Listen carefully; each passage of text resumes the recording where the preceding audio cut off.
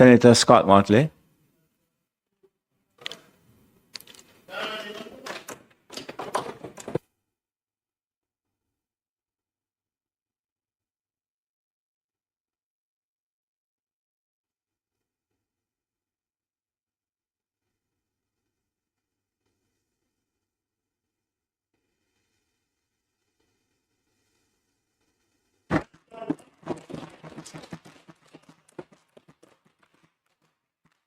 I rise to give my support to the act to amend the Cybercrimes Act and to provide for connected matters.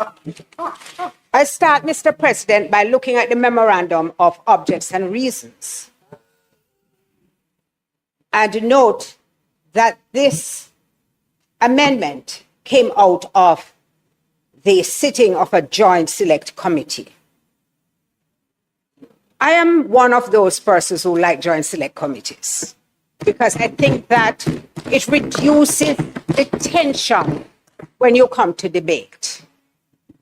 And I did listen to Senator Golden Campbell on all angles, and I noticed she says that people go and repeat and repeat and repeat. I wish she would use the same sort of admonition to people who speak in the Senate, since they often come here and repeat and repeat and repeat. But I note one of the first things I do, Senator, is to look at the attendance record, because it gives me an indication, although sometimes I don't live up to my own high standards, of the level of interest which is demonstrated by different persons and different sides. That I do. Religiously, that's where I start. And so I commend you personally for the fact that you attended all of the 10 sessions which you were able to attend. In all, there were 21. Senator Golden Campbell.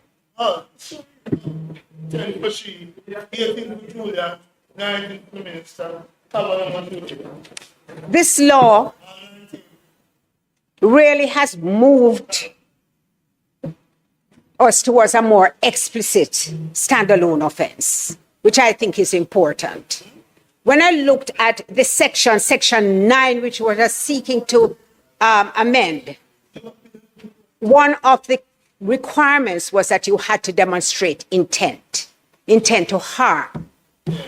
Now, there is no mens rea which is required under the law. What it is that it looks at the actus reus to say, did the person do this? And I think that is an excellent step in the right direction. So I want to commend those who recommended it. I read the Joint Select Committee report. I don't think I'd paid it much attention prior. But in the context of what we're doing, it was really very interesting. Because when I noted that in 2019 and 2020, there were 83 new cases filed in that year, I attributed it to public knowledge of what was possible. Because indeed, in 2019, a very significant case was tried in the parish court, which involved someone sharing photographs, nude photographs, and all sorts of things about someone who he had previously lived with.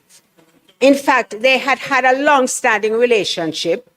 They had broken up, they had reunited, and she had lived in Jamaica for 6 months with him.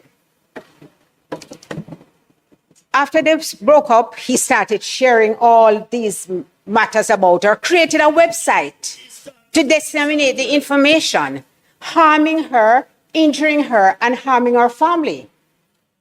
But women, I must confess, were cheering when he was sentenced to the parish court to 12 months imprisonment. It was later reduced by the Court of Appeal to 6 months because of what they said was extenuating factors, including the fact that he was a first offender.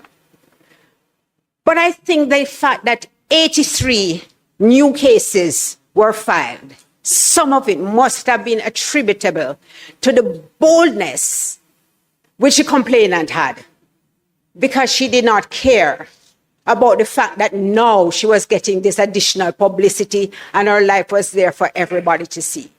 She was willing to stand up, not just for herself, but in standing up for herself, to assert the dignity of women.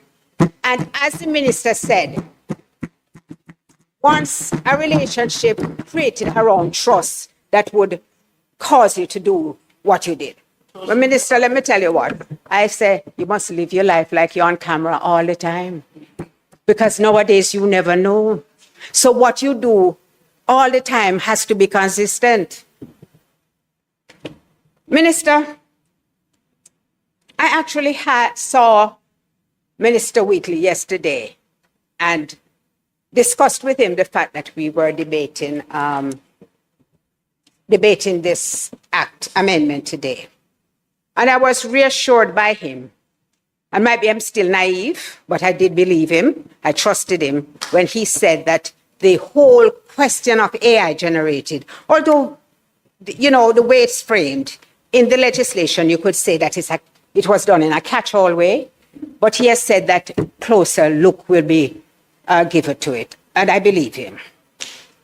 You see, Mr. President, I have a concern that it took so long to get here, because it has taken a long time. And unlike other matters which remain static, the technology is constantly evolving.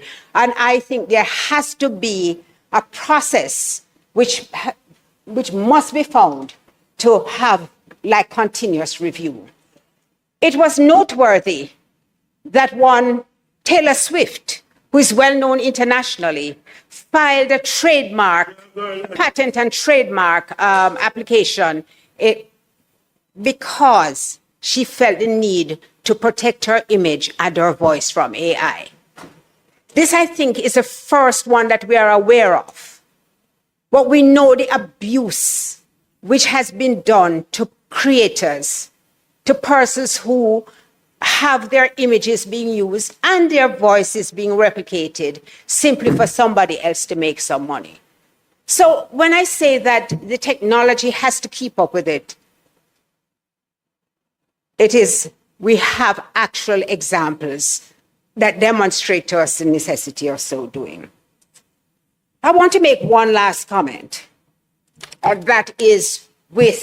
which is referred to in the memorandum and which enables the application of Section 24 of the Criminal Justice Administration Act in this legislation.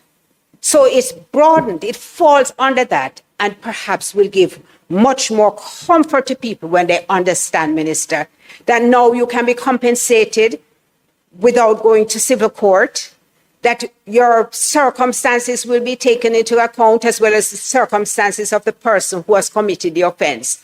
And it's a much more empowering approach which is taken to compensating people for the harm, the damage, and the injury which they have suffered. So needless to say, I wish this had gone further, but I understand why it couldn't have. Because if you were going by a joint select committee from 2023, it didn't give you really that kind of latitude. I urge, however, that